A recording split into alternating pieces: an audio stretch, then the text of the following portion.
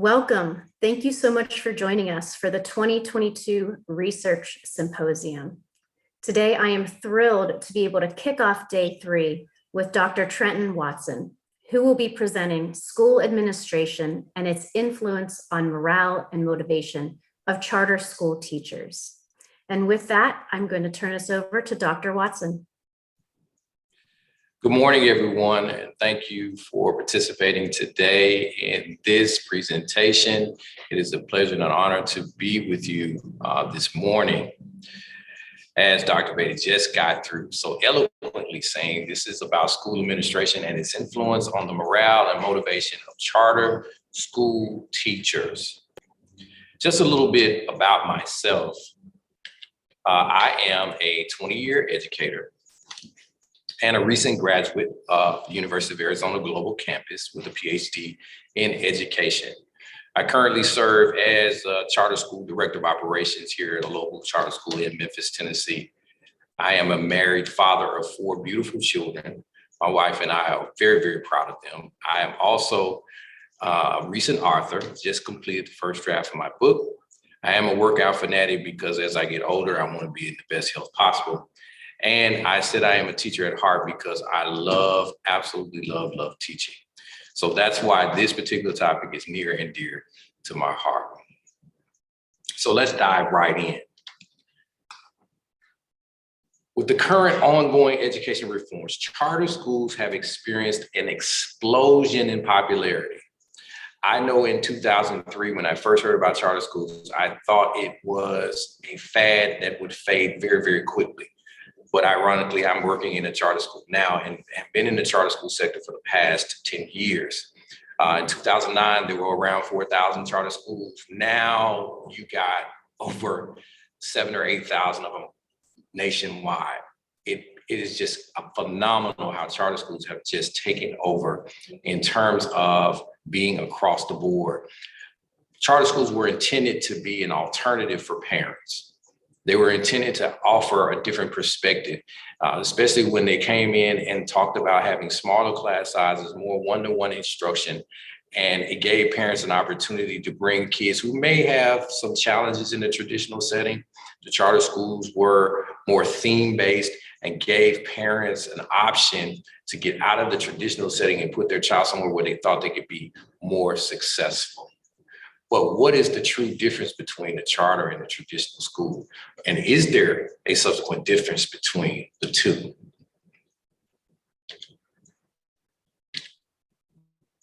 One of the most challenging situations in a school is when teachers' morale is low. How does that happen?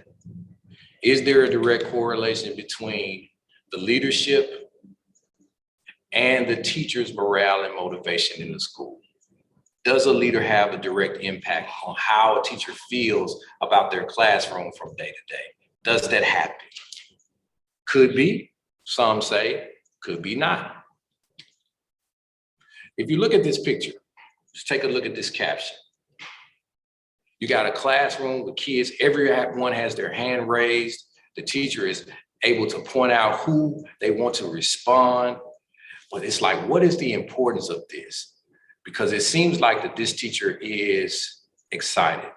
In conducting this study, I was able to explore how administrators create environments for teachers to flourish and succeed when students by eliminating potential grievances and conflicts in school. Now, this particular research project was qualitative. So I was able to use a survey process and interviews to try to get down into the very idea of what this looks like. What does it mean to be able to eliminate those issues that teachers have addressed as high priority within the school, to eliminate turnover and absenteeism and dissatisfaction, and making sure that the work conditions in a school are improving and have been improving every single day. Now, the population that I chose for this particular research was in the charter school sector in the South. And that's because, of course, that's very, very dear to me because that's where I am. And it was easier for me to access those particular schools. Now, what does this open it up to? It opens it up for me to have an opportunity to go to other schools to get some of this information to continue my research. Now, this is just the beginning, but we want to really see and dive in to see how impactful leadership is across the country when it comes to charter school teachers. Because again, I'm in a charter school, and it's always important to me to be able to find other ideas that people are using to improve upon education in their school.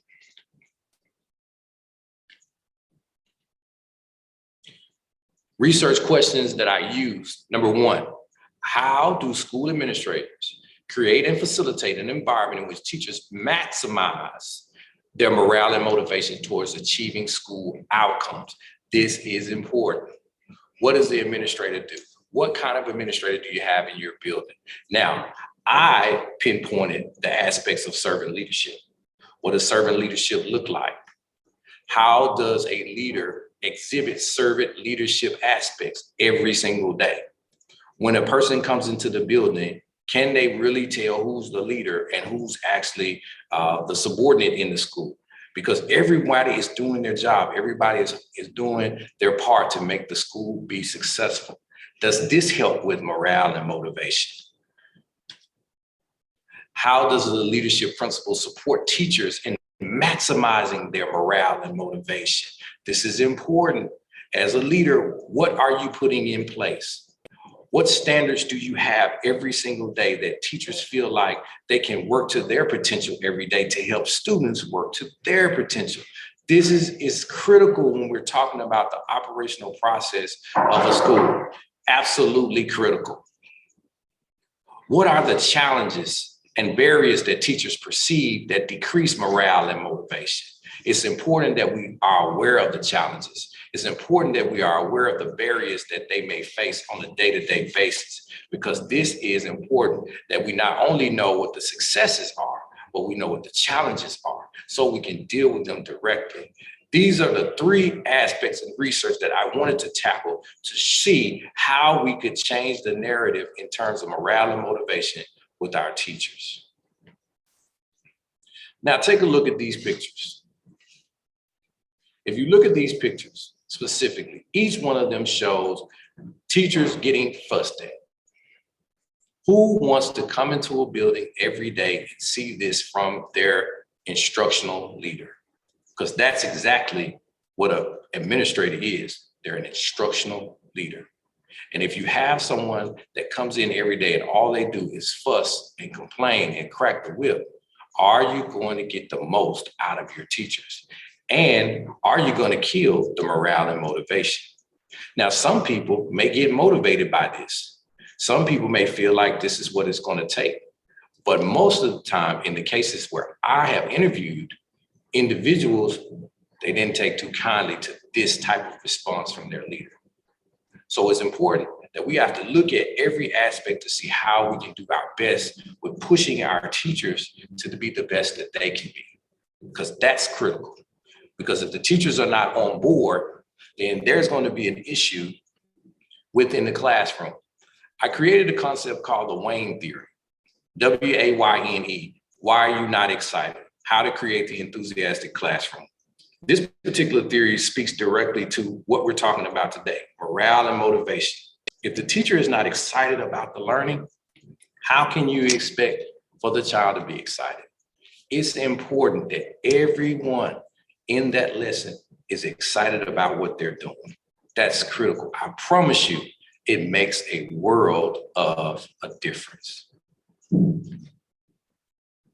Now, when I analyzed this particular research, I did use data coding and a thematic analysis to identify 11 themes. And these 11 themes are what drove the research. How we look at those, the morale and the influence of morale and motivation in the charter schools for the K through 12 charter schools. This was succinct for Southwest Tennessee. And so when we looked at it, I used the ERG theory of motivation, and I formed this basis using the three letters ERG: existence, relatedness, and growth.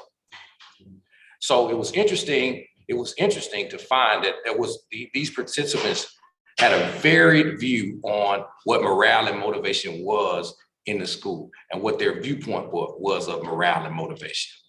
We had to make sure that everyone was, of course, protected in their answers because everybody at different schools didn't want people to necessarily know who they were, of course. And so we did make sure that we covered that base when we were talking to the teachers. And it was important to know that teachers in charter schools all have different issues that affect them.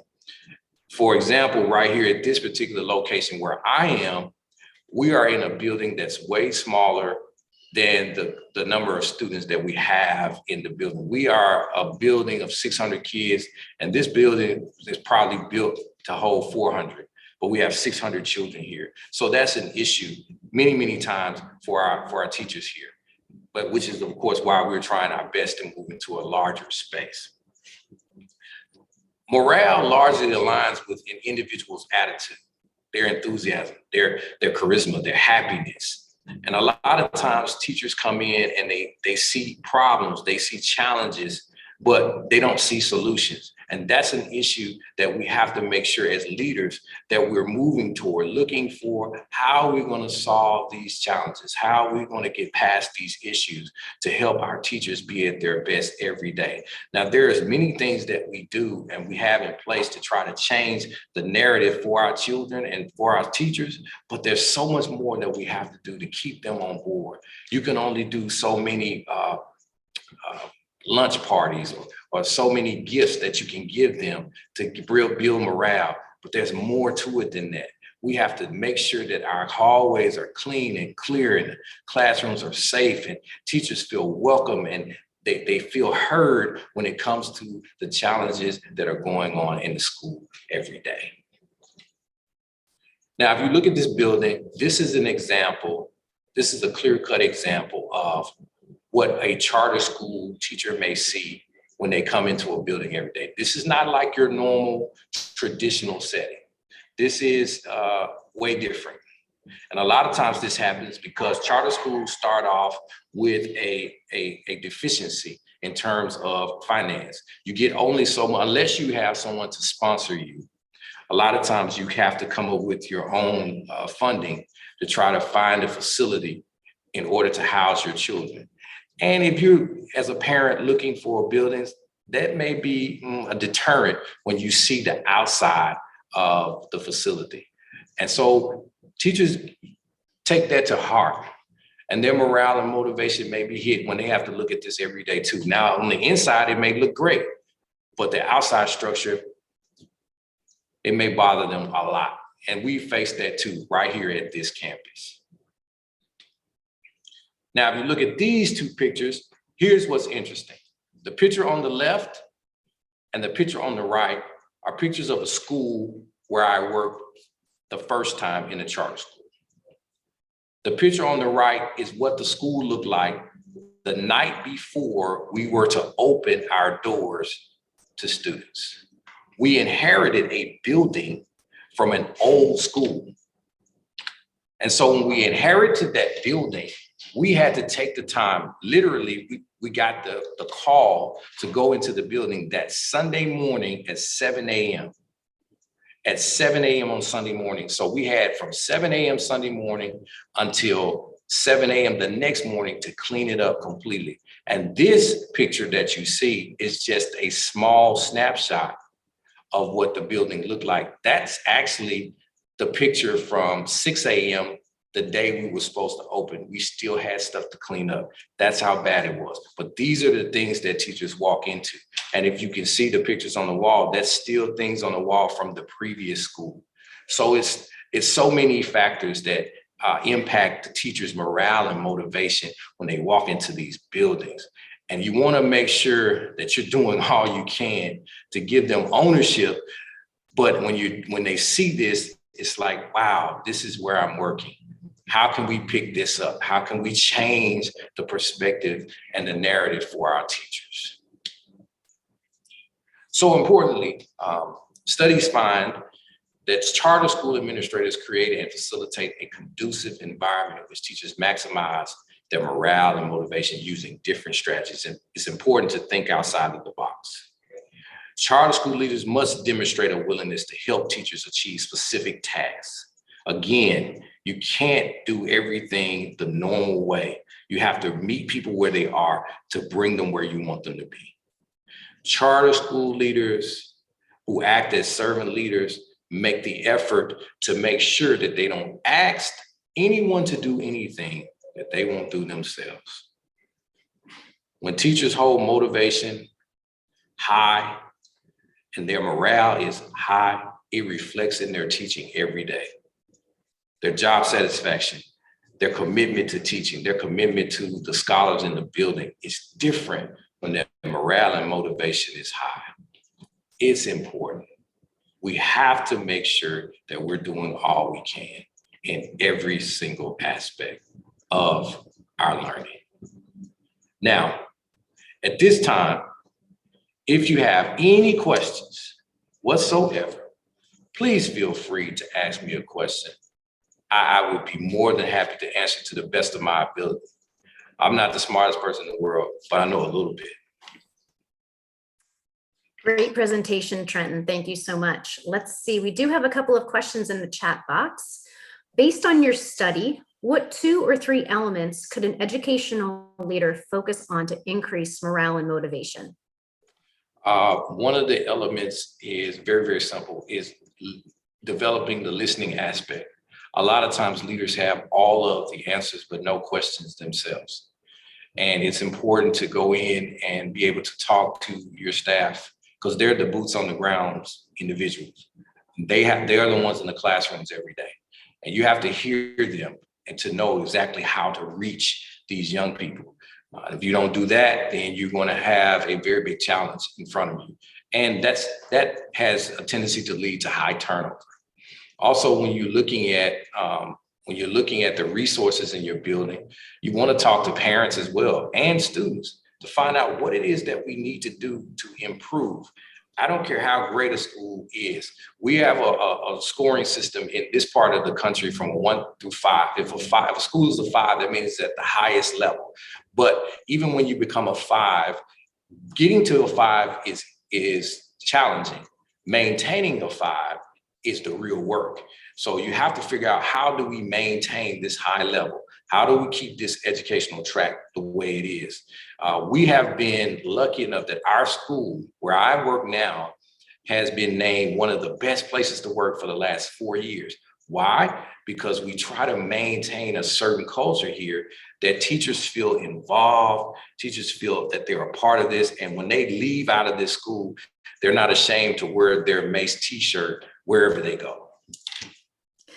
That's fantastic. Actually, there's another question. Dr. Watson, I loved your point about creating greater morale among charter school teachers can be achieved by listening to teachers' concerns. Being heard is such a positive motivation. The question is, do you spend one-on-one time with each teacher to hear their concerns? Yes, this happens quite often. Of course, we have group time, but we do have departmental time and we have individual time. That happens every week. It's ongoing. And the reason that we do that is because I don't want it to ever be a situation where a teacher says, well, I have a concern and it wasn't heard. It won't be because it wasn't heard. It would be because you didn't voice it. So if you voice it, we're going to listen. And that's important for us because we have a 95% retention rate and we want to maintain that 95% teacher retention rate. And the reason that happens is because we are open to listening to what's going on. The only reason that a teacher would leave here is because they've been promoted somewhere else and they're progressing in their career. Or if they decide to take a different track in terms of the workforce, that's fine. But we still have people that have worked here that always seem to come back to participate and to help us to continue the culture in the building. And that's the beautiful thing about the school. All right, and another question about the WAYNE acronym. Could you explain that in a little bit greater depth? So the WAYNE acronym, WAYNE, why are you not excited? The WAYNE theory was about creating an atmosphere in your classroom where you as the teacher, you drive the instruction, you drive the curriculum, but you got to drive the excitement too. If you're not excited about the learning, then guess what? How can you expect the same from your students? Every scholar needs to see you be as motivated about this opportunity to learn just like they are. Because as I sent a message out to the staff this morning, a band that it has discord cannot create harmony. So we have to make sure that when we are going in, when we're writing our music, our sheet music, that's our lesson plan. When we're preparing and we're going to rehearsal, guess what? That's your whiteboard protocol. When you're ready for Grammy-like performances, that's when you're teaching in the classroom. The kids have to see, I'm so excited about what I'm doing, because at the end of the day, you created that lesson. They have to get the most out of it. So it's how you present it. It's all in the presentation. And so every staff member at the school has a Wayne t-shirt. They all have them, and we wear them every other Friday. We get excited. That's what we do. Wonderful. Another question from the chat box, Trenton. Did your study focus on the impact of some of these environmental issues and what they had on morale? It was open to that because a lot of teachers talked about it. Some of the teachers that I interviewed, one of the schools, unfortunately, where I conducted some of my interviews has closed because of facilities and some other issues, but facility was one of the main issues. They could not capacitate the amount of students that they had, and they were unable to financially afford to move somewhere else.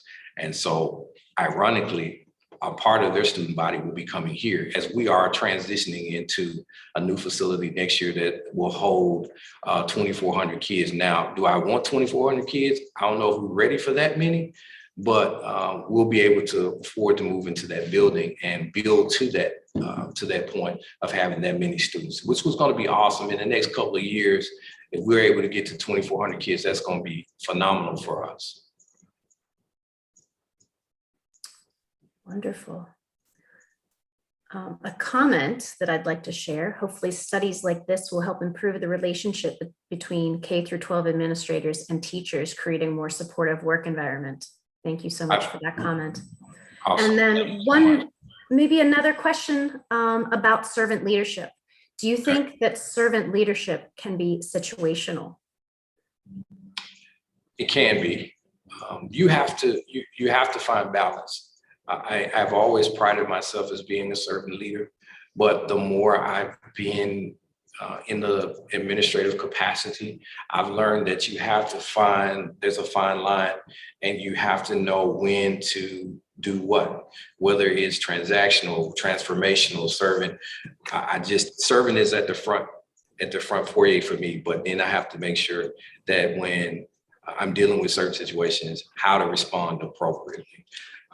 Because I think my teachers appreciate me being able to do that. They know when to step up. Now, you may come into the school and you might find me sweeping in the hallway. I've never been one to want to call the building engineer or a custodial worker if I see something spilled on the floor. That's not a reason to call them. Now, if something is happening in the restroom and it's water everywhere, then I may call for assistance. But simple things, I don't do that.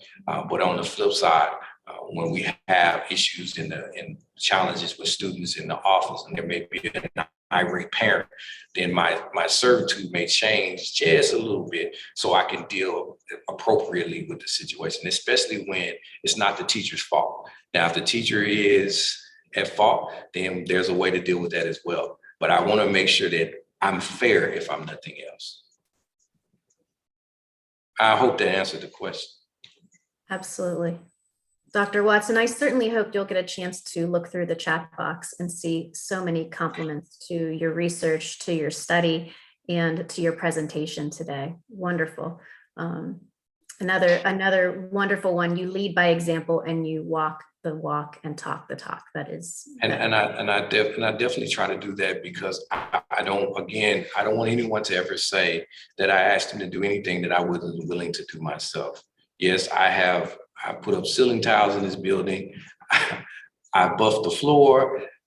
Yeah, I put mats up in the gym when we were using the gym. We didn't have mats for basketball games, since I've done all of that. But that's only because I wanted the people to get motivated by what they saw in me as a leader in the school. And I didn't want them to ever feel like that I would be the type of individual that was always dictating them to do stuff and never do it myself. I still go in the classroom and teach from time to time. That's just what I do. I mean, it's just a part of the work, and it's a work that I enjoy, and I love to teach. I'm not great at math, but I teach math class. I know it enough that I can go in and teach geometry. I can teach a little calculus. I love teaching English because I was an English teacher, but that's what I do. Well, thank you so much. It is obvious that you are passionate about educational leadership and creating opportunities where teachers and students can thrive. So we are thrilled that you were able to kick off today's sessions. Thank you so much. Thank you to our audience members too. Thank you so much for all of your fantastic comments and questions in the chat box, for being active participants today. I have included the Research Symposium website. All of the sessions are being recorded, and those recordings will be up there. You can also go there to check out the e-poster sessions. I hope that you'll continue to join us. We have a full day of presentations today. And then finally, I want to thank Dr. Watson. Thank you so much for bringing life to your dissertation research. Thank you. So excited. Thank you so much. I appreciate it. Thank you so much. Thank you for listening to me today. Thank you all.